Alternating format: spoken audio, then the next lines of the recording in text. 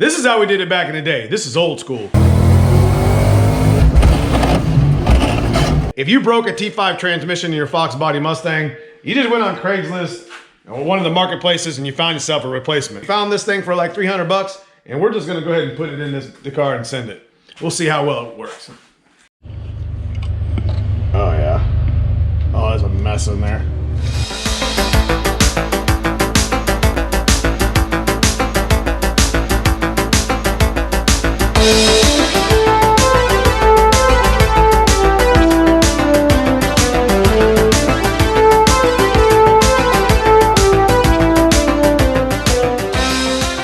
So we already blew one up at the track. So naturally we found a replacement for about 300 bucks and we're about to put it behind our budget foxbody turbo car here and we're gonna see if it survives the street. We ended up breaking Dad's T5 transmission. It sounds like a box of bolts when you actually drive around a little bit with it naturally because there's probably teeth all over the bottom of the transmission. Put a small turbo kit on a budget little 302 GT40 build. We got a $300 replacement that we're gonna try to stick in the car just to kind of fix it for now. You know, who knows? We're gonna take it out on the street and we're gonna make a couple street hits with it. Hopefully it doesn't break a second one today. This is kind of what you get to deal with. Got my foot on the clutch, everything's fine. That's what we're fixing today. If I had to take a guess,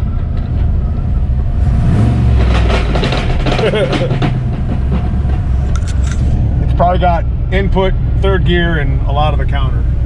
Let's see if we can limp it into the garage.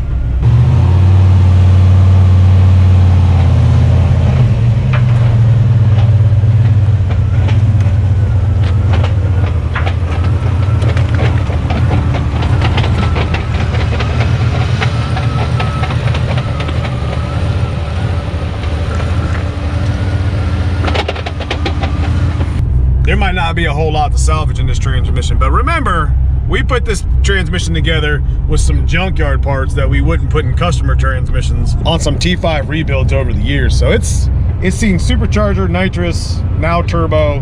Yeah, it doesn't owe me anything. It should be pretty interesting. Shouldn't take us too long to get it swapped out.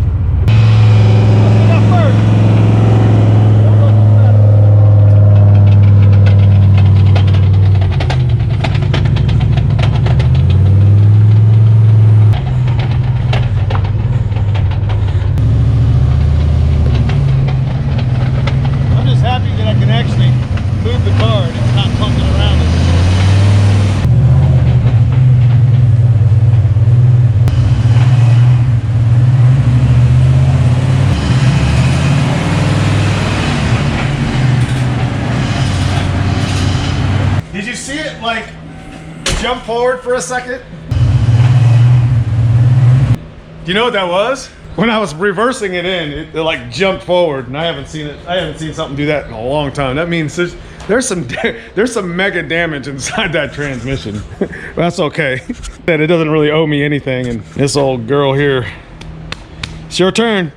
We picked this T5 transmission up, came with a truckload of other parts. And we're just gonna put some fluid in it, get it in Dad's car and send it. Now this is a 1352-227 transmission, which I think has like an X spec or something with SVO. They told me it was a good transmission, might have a little bit of whine in third gear, and we're not gonna do anything different than we would normally do. We're not gonna take it apart, we're not taking any bolts out of it. We're just gonna put fluid in it, get it installed in Dad's car when we get it in here and see if it works. See if it'll survive the streets, at least, I don't know. So how many pulls you think this thing has got in it? I guess we're gonna find out, right? I've had T5 survive behind my cars for a long time because I put the counter support plate in and a good retainer. We're not doing that here today. We're doing it, found it on Marketplace, and we're just gonna get Dad's car running again and moving. I don't like Dad's car being broken. We got enough broken shit around here. Let's get this thing installed.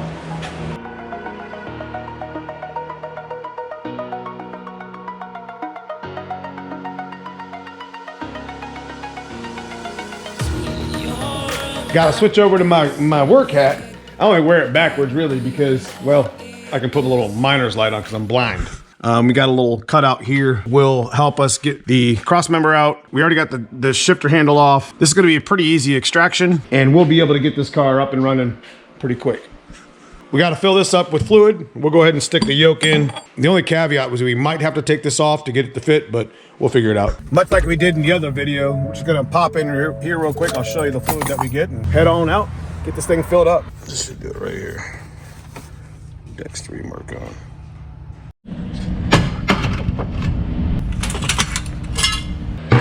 So we're gonna take the fill plug out. Oh yeah, look at all that. Oh yeah. Oh, there's a mess in there.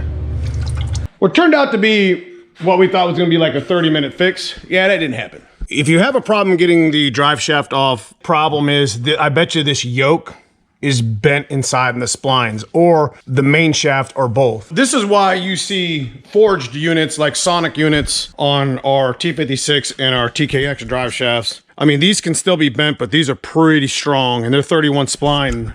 This is just cast iron 28 spline. We'll know as soon as we take the yoke out. We got a spare yoke to put in here. We'll just change the U-joint real quick. If you have a drive shaft that don't want to come out, that's probably what's wrong. Just like I had thought, this main shaft is not bent, which is kind of a nice thing, so I can reuse it if I wanted to. So we did end up bending the splines on this yoke. If you can see, I'm trying to get my best. You should be able to see some of it.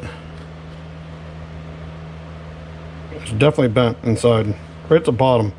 So we're gonna have to do a yoke replacement. That's a pretty easy fix. We just gotta take the U-joint apart and swap out the newer unit that we have for the car. We should be putting a forged unit on it considering how much power it makes, but we just gotta get it fixed and running. All right, there we go. Should have done that at the track in Tennessee, to be honest with you. Just switched, but I didn't have an extra unit to do it with, so. All right, we got the mount switched over. Get it filled up with the old stuff on the shelf. Level it out, see if it starts coming out the side. So we're gonna have to take the shifter base off like I had thought. And we'll just go ahead and slip this back on, something new. See, I like the stopper. That way you don't overthrow or overshift bending a fork. It's a pretty nice little setup, little 1/2 inch, not too hard to hook up. Okay, so here's my little clutch trick. Didn't want to go in place, right? If we depress the clutch, we should be able to. All right, we got it stabbed in there and ready to go. Tightening up some bolts. Gonna put this Y-pipe on and spare you the details. Like I said, we're fixing the drive shaft real quick on the yoke and get the new one on. Tight. I always put Loctite on my drive shaft bolts in the back, red Loctite, to keep them from coming loose. I'll do one more update and we're driving this thing out of the shop. Got one more leg of the video. Got to put the handle on when it comes down, which I'm not going to video. Pretty proud of us getting this done. We had a little issue with the yoke. If the yoke doesn't go all the way up in the trans, then you have either a bent main shaft or a bent yoke. Yoke's a lot easier to replace than a main shaft, but that does happen quite often. Oh, moment of truth. Got the shifter on. Seems to shifting pretty good. So now we have the moment of truth. Let's start it up and see how it sounds. I'm letting the clutch out easy. All right, I don't hear any whiny whines. So that's a good start.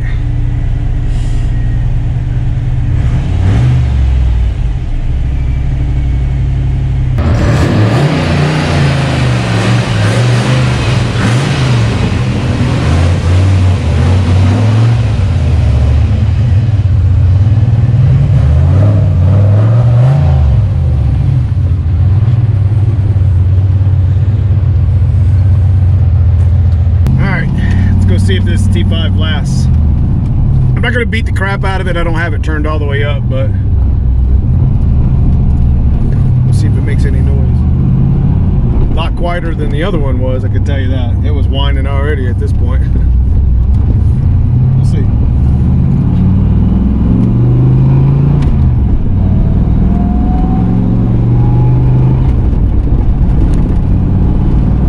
That sounds really good. Onto something here.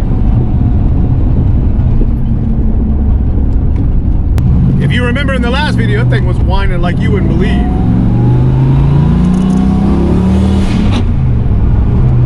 It's got a little synchro issue.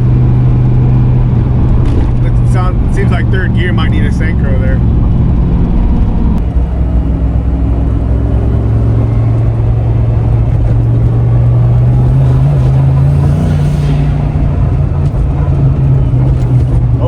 real good.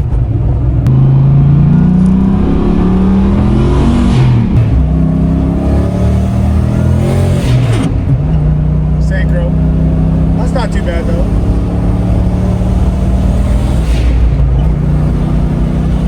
Fourth seems pretty good.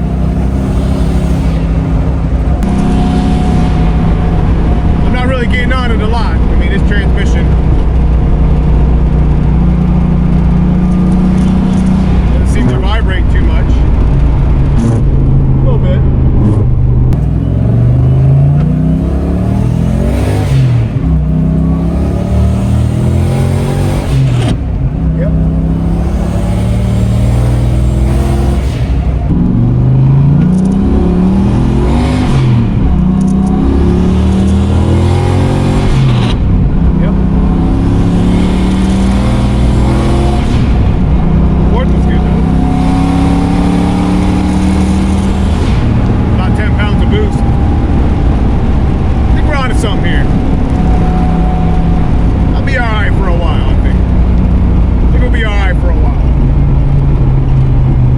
Have a little bit of shake in it though versus the other one, but again, that could be drive shaft related. I don't know, we'll figure it out.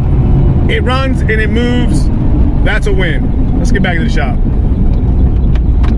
Alright guys, the street test actually went out a lot better than I had thought it would. $300 T5 that we found on the marketplace, and it worked out pretty good.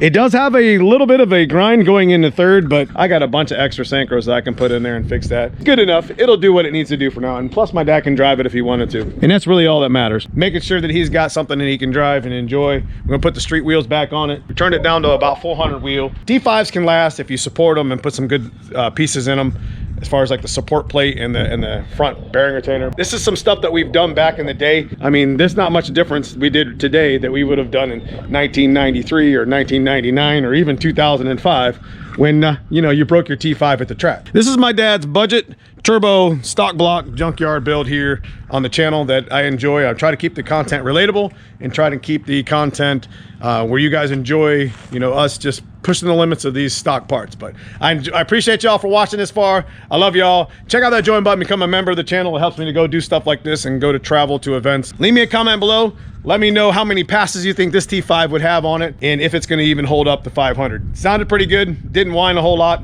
I'm pretty happy with it. We'll see you soon in the next video. Thanks for watching.